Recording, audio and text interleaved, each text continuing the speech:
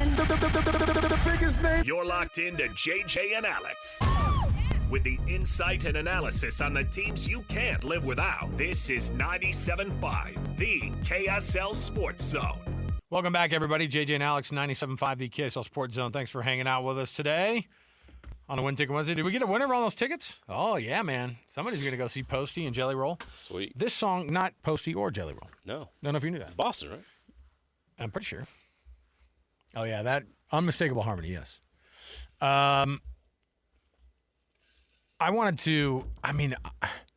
It's hard to see what happened to Richie Saunders, and then it's hard to imagine what kind of fight you're going to see out of BYU. No, that's not true. I'm not saying that BYU will not play. Kevin Young's going to have a game playing tonight in Tucson against Arizona. It's just, when was the last time a BYU basketball team went the rest of a season without Richie Saunders? It's been a minute. And he's the leader of that team. There's no question about it. Yes. And I know that Rob Wright and I know that AJ DeBonsa, look, they're awesome. They're elite players, man. They're all conference dudes. Yeah. I mean, obviously. And, obviously AJ DeBonsa's, reputation precedes him anywhere he goes, and that pressure's always there. The pressure's even more crazy now that Richie Saunders is out. So, and then you're facing an Arizona team that has lost 2 games in a row, and they remember what happened in Tucson last year when BYU came to town. What a weird game and what a crazy ending, and all the things that came, the extracurriculars that came afterward. They're going to be fired up. They want to get a massive win, and they smell blood in the water when one of the best players on their team is out for the rest of the season. Jason Scheer joins us on the program right now. Let's kick off the hour as we always do. Top of the program, it is The Cut. It's time for the biggest story of the day. This is what made the cut with JJ and Alex on 97.5, the KSL Sports Zone. This portion of the program brought to you by Trajan Wealth, TRAJANwealth.com. That's Trajan Wealth for all your trusted local needs in retirement. Jason Scheer covers Arizona for Wildcat Authority. We talked about football. We talked about basketball. Jason, welcome back to the program, man. Thanks for having me. I appreciate it. All right. Well, I kind of set it up here. If I'm somebody watching this game tonight, Arizona is not liking the last 2 games that they played. Very, very good opponents. The Big 12 is deep, man, and it's and Arizona is one of the best teams in the country. They've proven it all year long.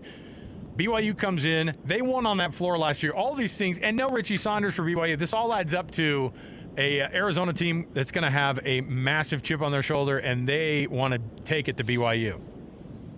Yeah. I mean, I completely agree, and it's not just what happened last year. I mean, the 2 losses, like you mentioned, players, and I definitely think, especially with Houston coming up on Saturday, that Arizona's kind of entering this game, with a don't forget about us type of mentality. So I definitely think there's a little bit of a chip on their shoulder and the feeling that maybe, even though they know they're really good, that there's kind of still something to prove as, people wonder, I don't want to say a fluke, but if people wonder that maybe they're not as good as was previously thought. Arizona coming into this game with a little bit of adversity. A couple of losses. Koa Pete out with a lower leg injury. I think there's all the teams in the country would love to have Arizona's adversity, but how's the team handling this? I guess you call it a little bit of a blip on their radar.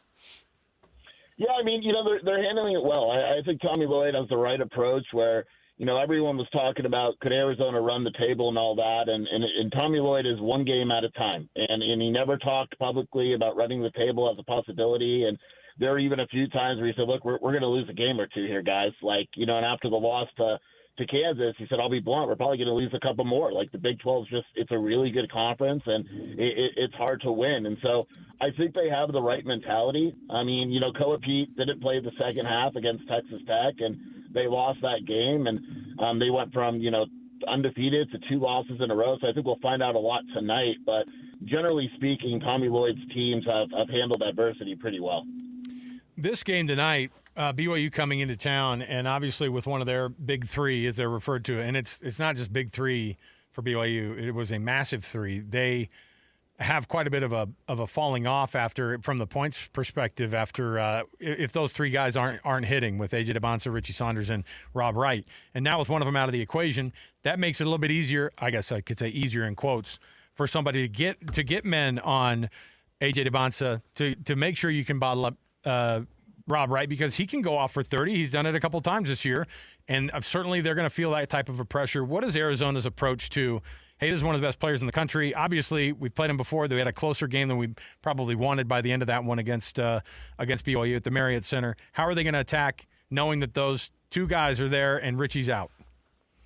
Yeah, I think the biggest thing is, twofold. Number one, you got to make sure AJ doesn't completely go off. And the way Arizona did that in the first game as well, he got his points. It was inefficient, and they did it by throwing a lot of different looks at him. I think four different players guarded him that game. I expect something similar with different looks. And then it's a matter of not letting the other guys get going. Because, if Debonsa and Robert Wright drop 20 points each, or, even 25 points each, there's still other guys, right? And so it'll be interesting to see if it changes anything. They played Saunders and Wright straight up, and Debonsa was the one that they gave attention to. Do they kind of switch it and, let Debonsa kind of get his and maybe switch the focus to Wright? It'll be interesting, but the one thing I can guarantee is that while Arizona's a straight man-to-man type of team, they're going to throw different guys at Debonsa, and there's going to be 3 or 4 different players that guard him and have kind of different defensive styles, whether it's a Waka with his physicality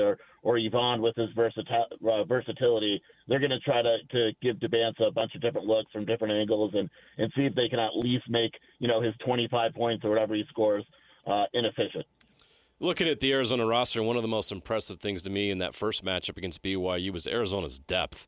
You're rolling out with 7 guys that average more than 20 minutes a game. Not many teams in the league can say that, and obviously that contributes to their success. Can you take us through Tommy Lloyd's roster building?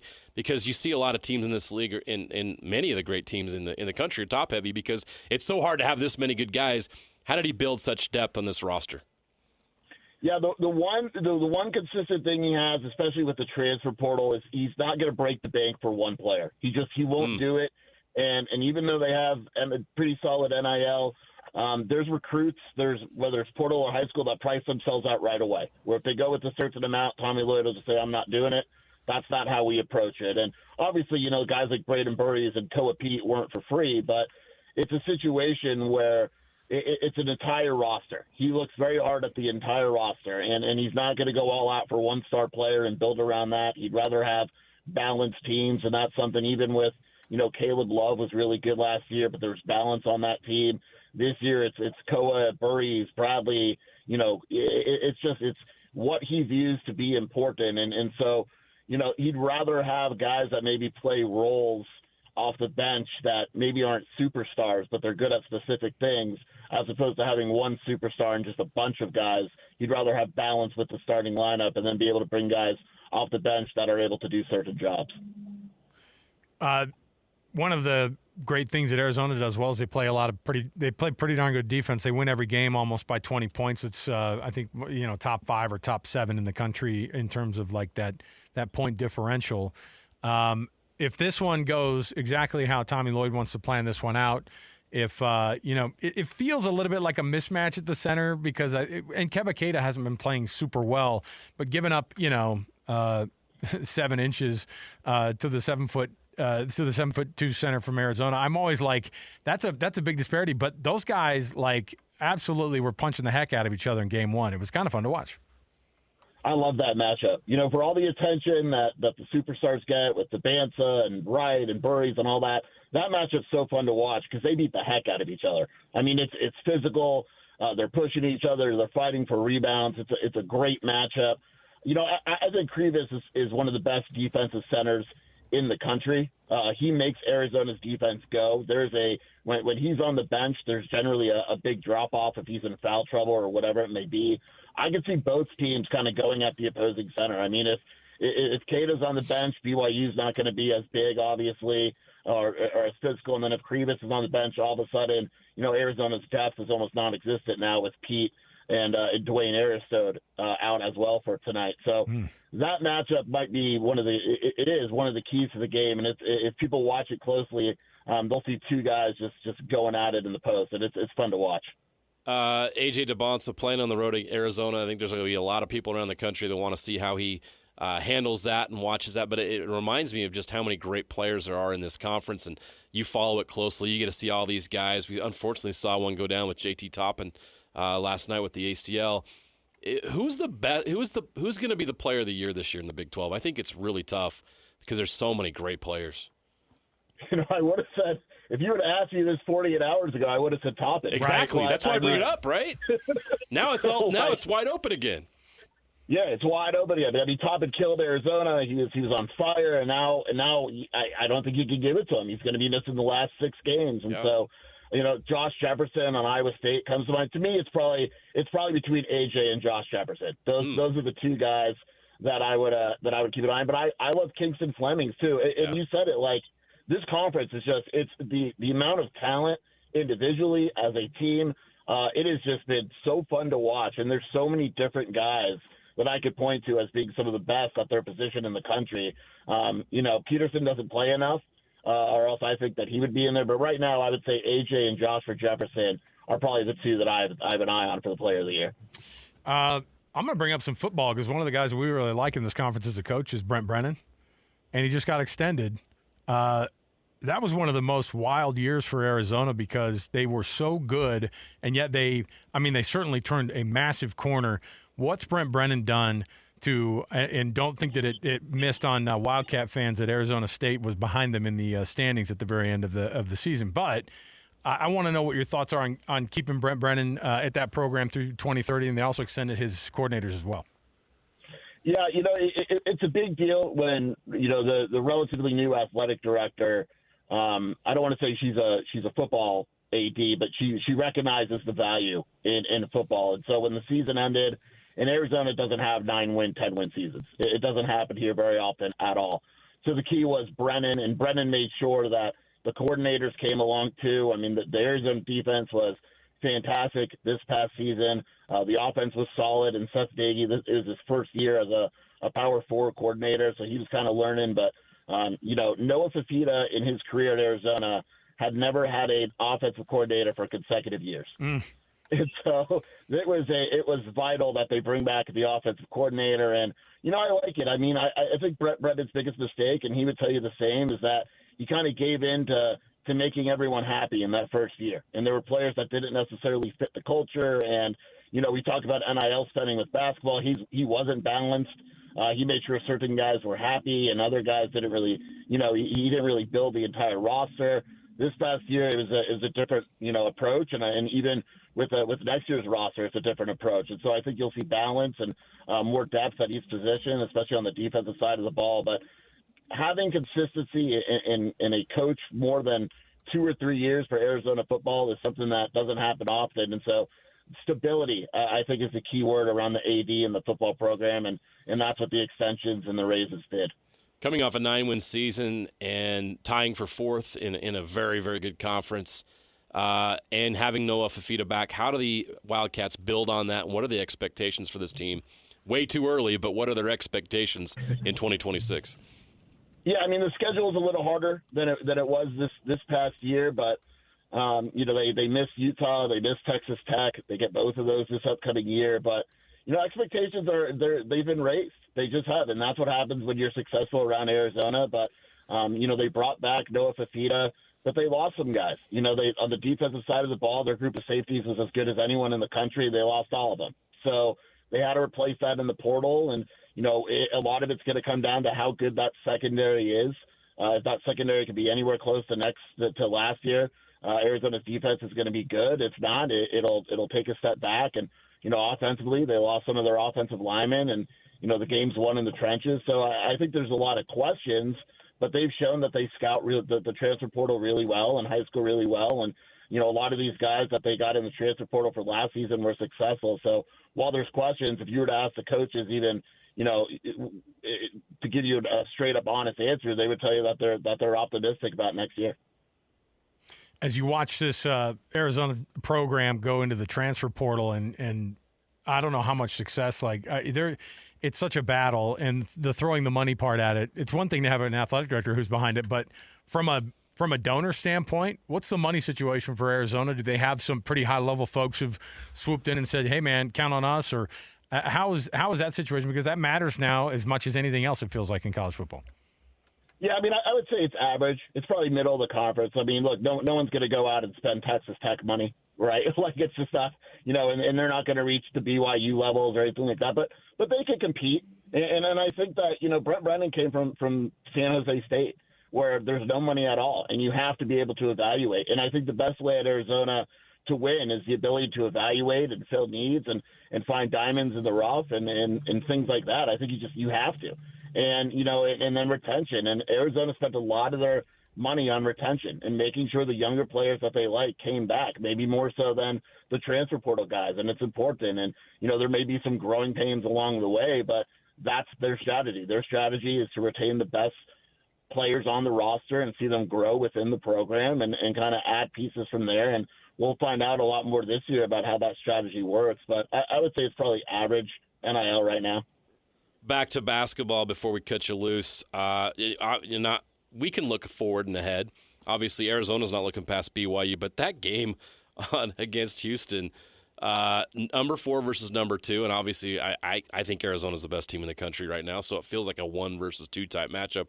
How incredible is that game going to be coming up this weekend?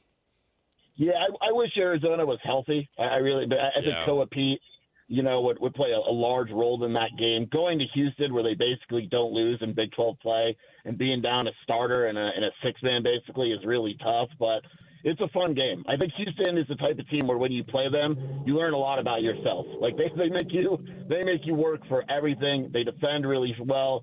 They're efficient. They're super well coached. They're clearly one of the best teams in the country.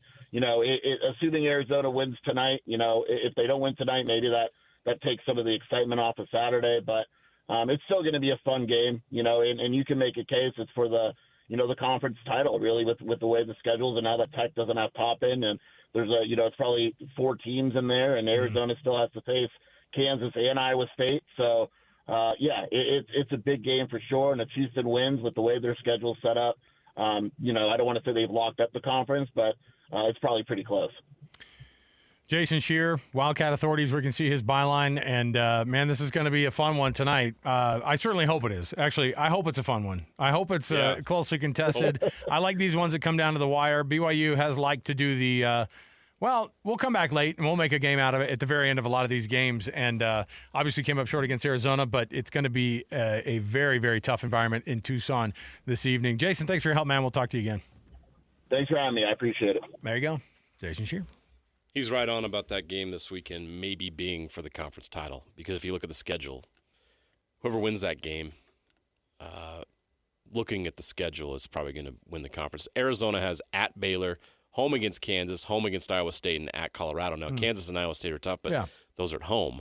So you could see Arizona, if they win tonight and they win at Houston, banged up, they would probably have no problem winning those last 4 games. Is Koa Pete's situation, is he lower leg injury?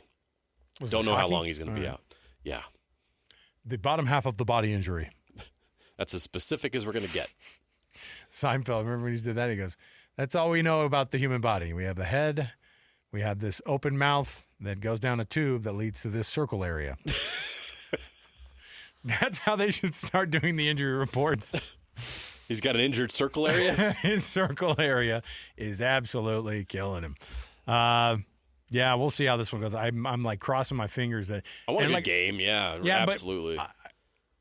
What I feel like is going to happen is that BYU, like I think I said this to you yesterday, I think they're going to come out like just with this emotional fire because of their emotional leader being gone. So compensating, maybe a little overcompensating for that, but also kind of a little bit of a, hey, let's win-win for the Gipper here type of a situation. They are getting Arizona banged up. As he mentioned, Koa Pete and another player off the bench are banged up. It could be a good time if you have to go to the McHale Center to play him, to get him now. Yeah. And you mentioned some of that might be going on with BYU, but how many more games can Rob Wright score 30-plus? How many more double teams is AJ going to have to fit? You know what I mean? Like, at some point, somebody else on that roster has to say, you know what, this is an opportunity. I'm going to step up. I can do this. I can get it done. And if that doesn't happen, it's just a numbers game. Yeah. It's 2-on-5.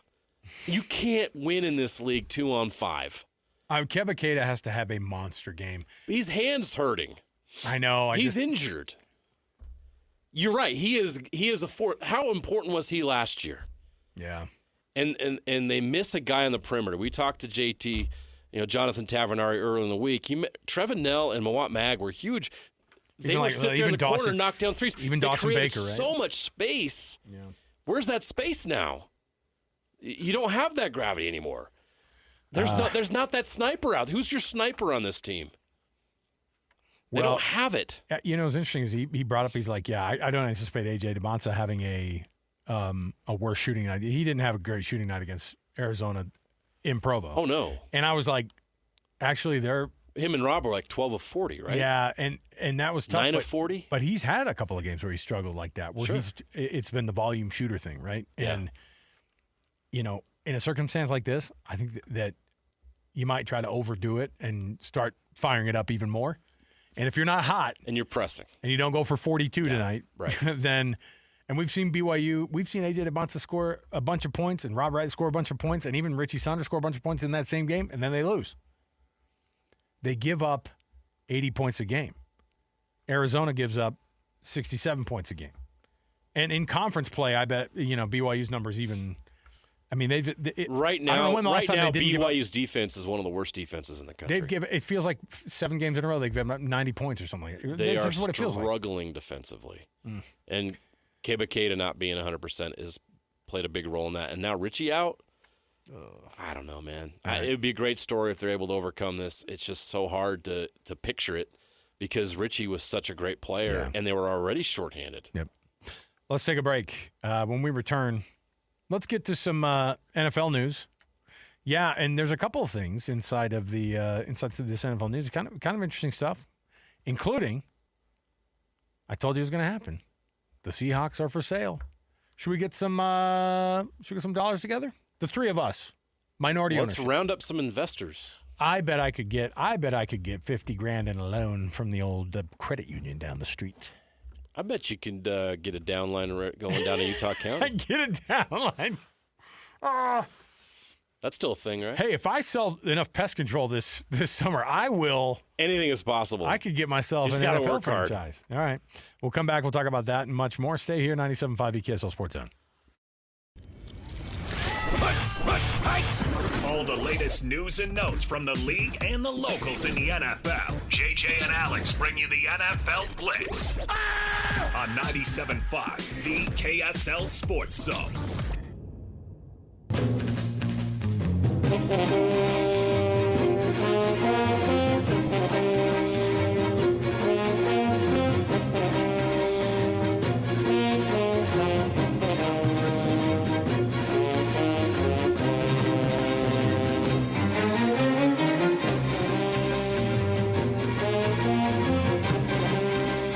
NFL Blitz today brought to you by the good folks at U of U Health. At University of Utah Health, hope is in our DNA. Learn more at uofuhealth.org. That's uofuhealth.org. University of Utah Health, for you, for life.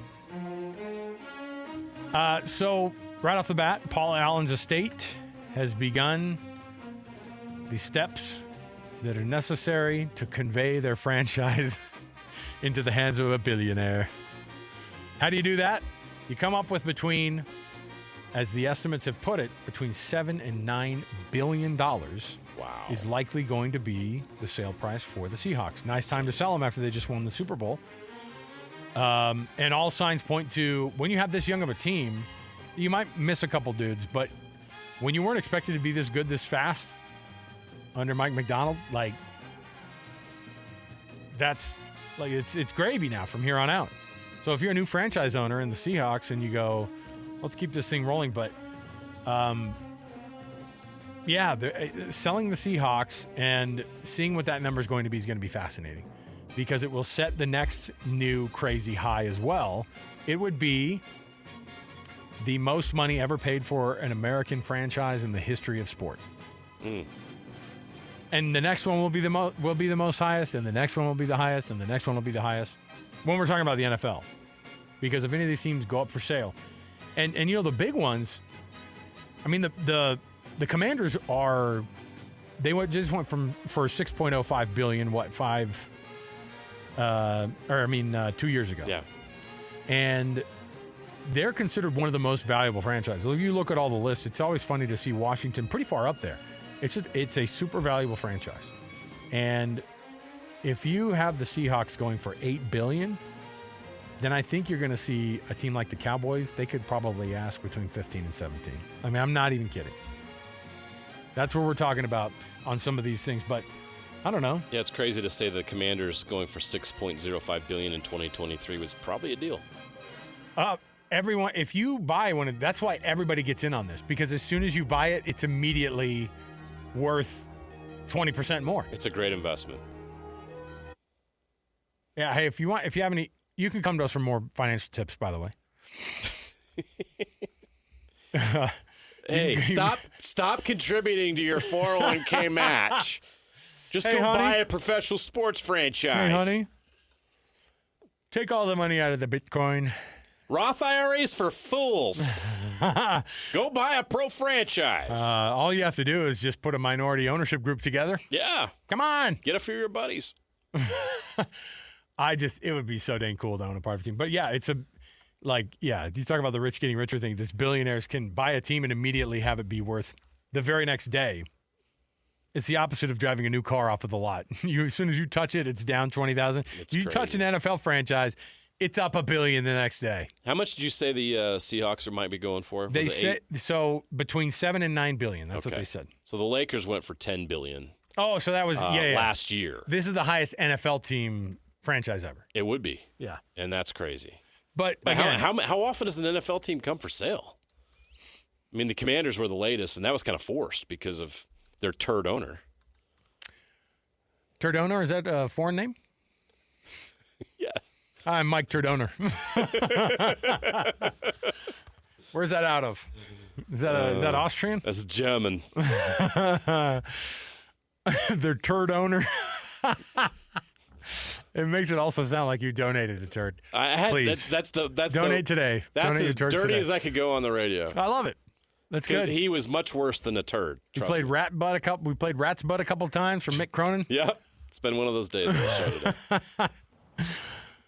Made an Epstein joke. Be a turd donor today. At least I didn't do the Ball State, Sac State joke today. Come on. We did it one yesterday. day. Gosh, Annapolis, we had a goal. Had a goal. I'm keeping a streak alive. No, that's not the kind of streak we want. That's what I call maction. I hate both of you. I hate this. I hate me for laughing at it, okay? Sorry, it's the NFL It's like Blitz. my kids. What am I doing? At some point, my kids just, it's universal. They make the fart jokes, and I'm like, hey, knock it off. And then you chuckle a little bit inside. Hilarious. Yeah, Seahawks going to be up for sale. Anyway, the 49ers have been named one of the teams that are going to go to Mexico for the Mexico City 2026 game. Get your tickets now, 49ers fans. Was it Estadio Azteca that they had the turf problems where they shut it down for the Cowboys? And yeah, I think it was Cowboys 49ers. Was it in Mexico? Was it that stadium or was it in Monterrey? I can't remember. Either way, it was like, hey, there's natural turf, and then there's our players might. I mean, it was Estadio Azteca. It was Estadio Azteca.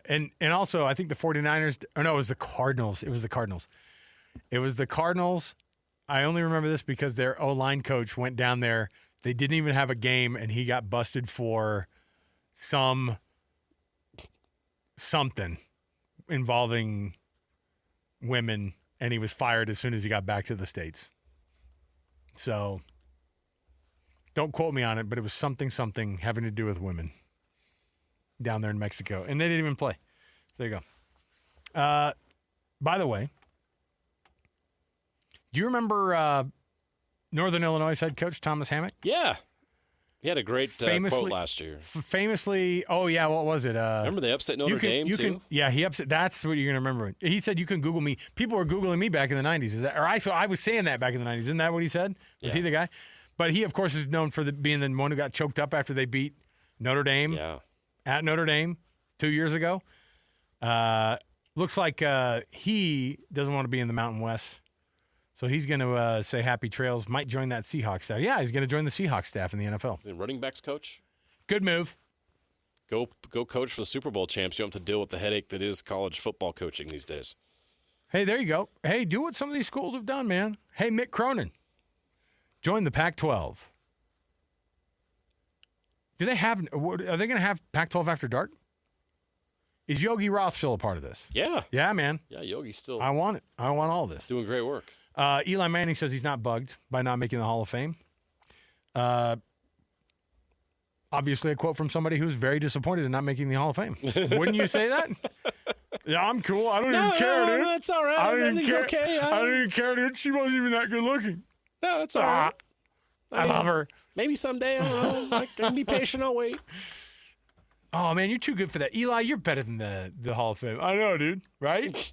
I'm a Manning. I think he should get in. I do. You're one of these guys that's like, I don't know, man. You had a lot of numbers, and you were. His stats aren't great. His stats and I will aren't say, Hall of Fame caliber. You can't hang your hat too much on Super Bowl MVP when you look at the list. Because it's not like you're going to go, well, Kenneth Walker the third, look at him. Future Hall of Famer, man, because he's already on his way with that Super Bowl MVP. Come on. By the way, Patrick Mahomes, in a sneaky way, I think for the third time in his career at Kansas City, another contract restructuring for the cheating. man. The Chiefs are cheating. Let me see here. So his salary is going to be part of a signing bonus. That's how they do it. You roll it into another signing bonus.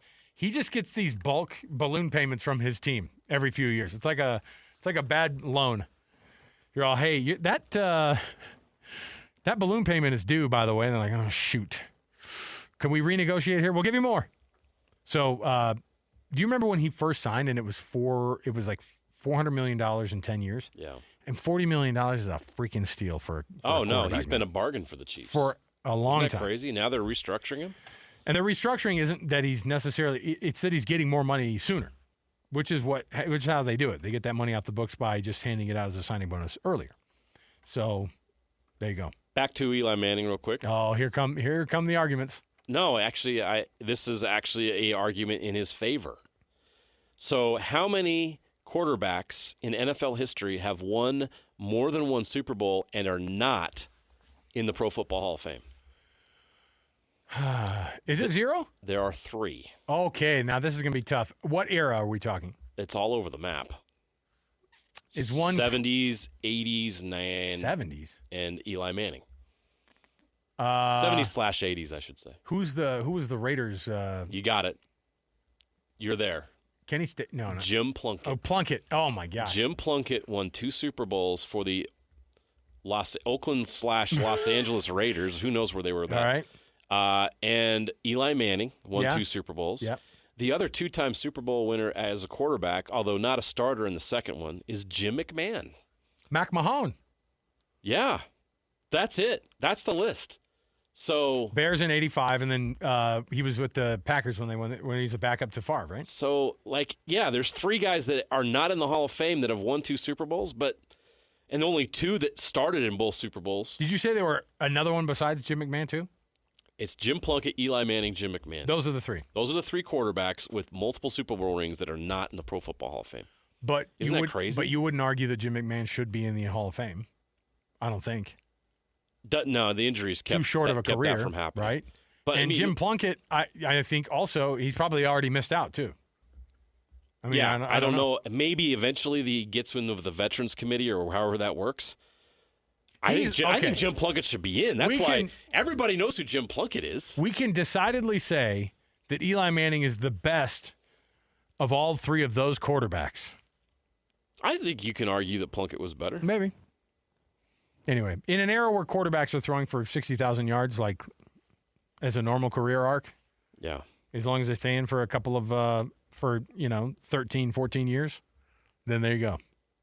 Okay, we'll take a break. We'll come back. We've got our best and worst next, so don't want to miss any of it. Stay here, 97.5 KSL Sports Zone. Wrapping up the hour with our picks for the best and worst moments on today's show. As JJ and Alex want to hear your best and worst of the day.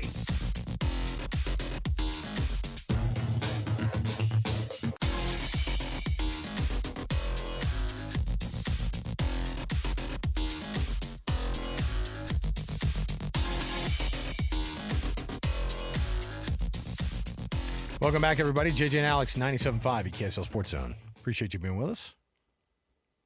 Best and worst on the show. Hey, want to remind you, Scotty G and friends are going to be at Kenny J's Barbecue from noon to 3 coming up on Friday for the 1660 ranking show.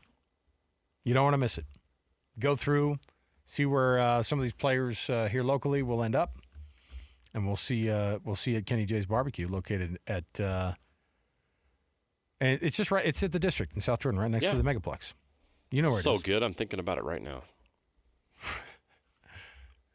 Gross. Fantasizing about barbecue. How dare you? What's wrong with that? When we're all hungry. No, it's not gross. I'm saying It's not gross. it's dinner time right now for you and I. Trying to make me feel guilty for loving barbecue? I wish I knew how to quit barbecue.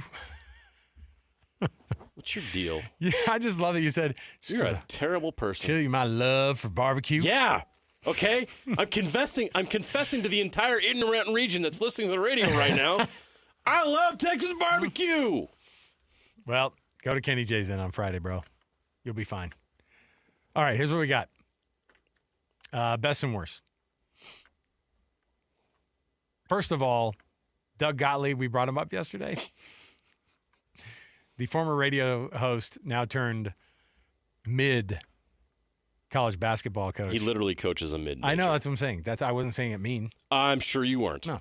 I'm sure you were trying to be nice, just like you're nice to me about the barbecue. Barbecue.